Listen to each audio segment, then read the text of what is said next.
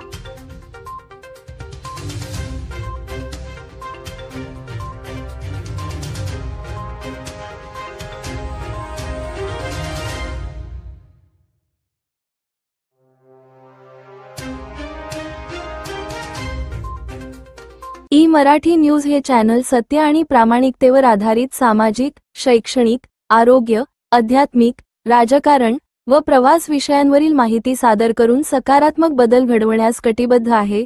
पुढील लिंकवर क्लिक करून आजच चॅनलला सबस्क्राइब करा।